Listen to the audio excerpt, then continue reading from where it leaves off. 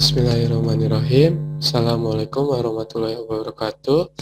Kami dari kelompok 1 izin menjelaskan stratifikasi diagram pada quality control.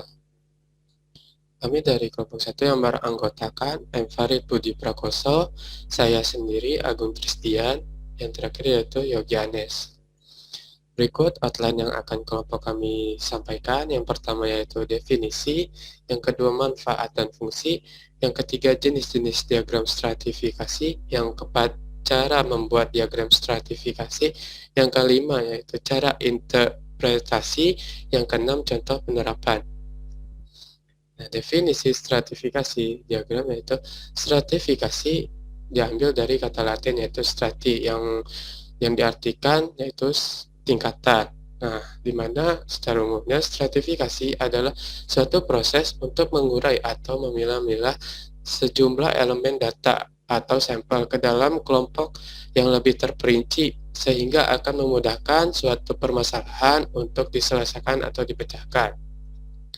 Nah, dapat dilihat pada gambar di samping yaitu terdapat tingkatan.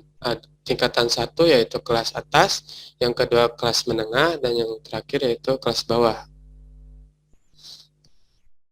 Nah, berikut manfaat dan fungsi dari stratifikasi diagram. Yang pertama yaitu dapat menganalisis akar penyebab suatu masalah.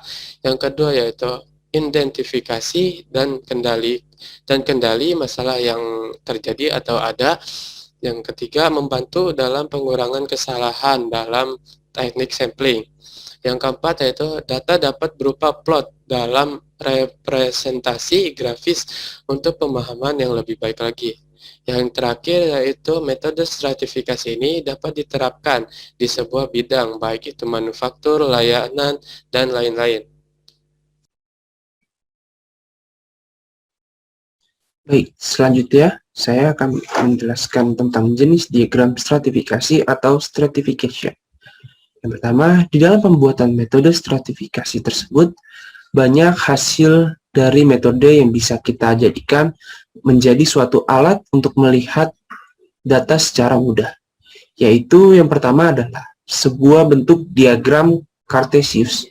Nah, diagram Cartesius ini merupakan salah satu diagram yang dapat membantu kita untuk menentukan kategori data dengan cara melihat titik-titik koordinat barang atau sesuatu data yang telah diklasifikasikan atau telah dikelompokkan. Nah, untuk metode ini memiliki nilai akurat yang cukup tinggi. Ketika kita berbicara tentang hal berupa barang seperti meja, kursi, atau bahkan truk atau kendaraan, model ini sangat cocok digunakan untuk melakukan proses visualisasi titik pada grafik dengan menunjukkan jarak poin dari dua sumbu X dan sumbu Y. Dapat dilihat pada layar PPT, PowerPoint yang saya tampilkan, ini merupakan salah satu dari jenis diagram Cartesius yang dapat digunakan pada saat proses pembuatan diagram stratifikasi tersebut. Yang kedua itu ada yang sederhananya adalah berupa berbentuk tabel. Nah, untuk bentuk kedua dari diagram stratifikasi ini adalah bentuk tabel. Nah, bentuk ini itu setidaknya terdiri dari tiga kolom.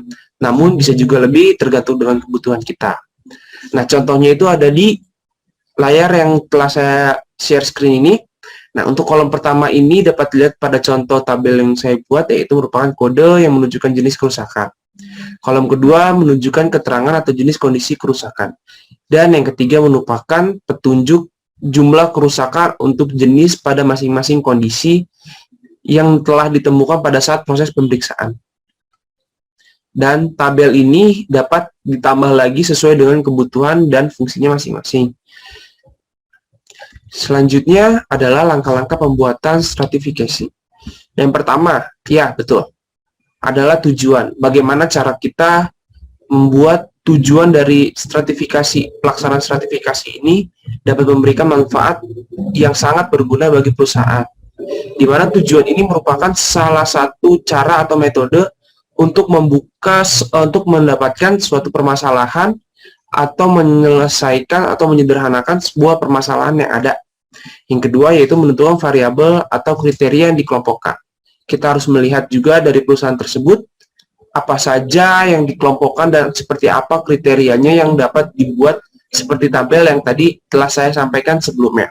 Itu merupakan salah satu variabel atau kriteria yang telah dilakukan observasi pada perusahaan tersebut dan apa yang harus diselesaikan pada perusahaan tersebut, dan itu salah satu bentuk variabel yang harus ditemukan.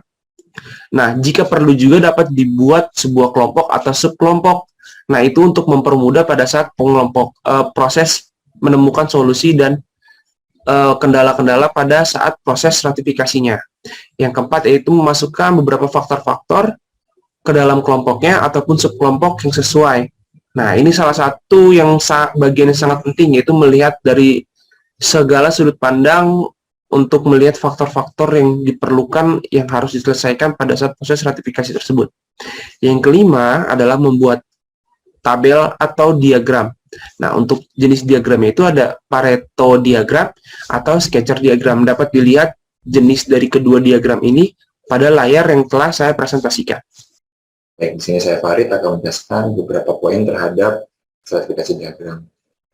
Yang ini merupakan penjelasan terkait dengan interpretasi dari stratifikasi diagram sendiri, karena stratifikasi ini merupakan salah satu tools dari basic 7 tools, di mana ada banyaknya perbedaan-perbedaan dalam penggunaannya.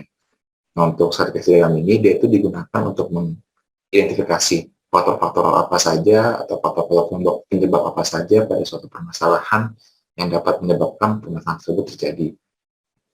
Nah, untuk dapat mengidentifikasi, digunakanlah kategori-kategori atau digunakan brainstorming orang-orang yang berpengaruh di sana.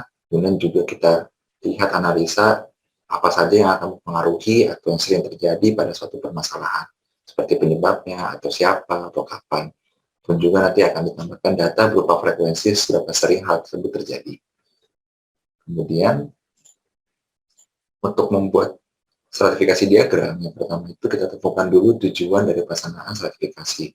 Pentingnya untuk menyamakan persepsi akan permasalahan agar tidak adanya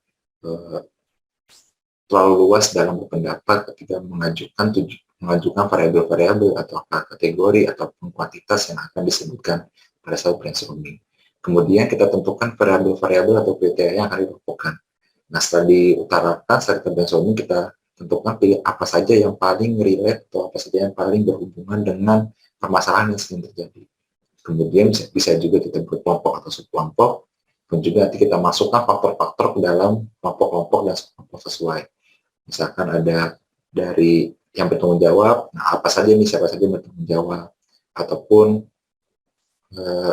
seperti penyebab masalahnya apa saja, biar sebutkan apakah dari segi A atau dari segi apa. Kemudian cara pembuatannya itu, ini contohnya. Yang pertama itu adalah tabel terkait defect atau cacatnya. Kemudian ada tabel tentang cause atau penyebabnya, lalu responsible yang bertanggung jawab. Nah, ada 20 data yang dimana terdapat variasi-variasi data. Yang atas itu merupakan kategori, yang di bawah itu merupakan variabel-variabel atau apa saja yang berpengaruh terhadap kategori tersebut. Nah, setelah adanya kategori dan variabel-variabel tersebut, kita kelompokkan menjadi 3 pokok utama, yaitu dari segi responsible, karena dari responsible ternyata terdapat 13 macam kesalahan, seperti di bagian responsible untuk workmanship, sedangkan supplier 5 dan distribution itu 2. Nah, di sini dapat ditarik kesimpulan bahwa dalam permasalahan kasus ini, yaitu kasus pembuatan DVD, workmanship memiliki tanggung jawab penuh terhadap terjadinya kesalahan dalam pembuatan DVD. Seperti itu untuk penjelasan pembuatan dari diagram stratifikasi.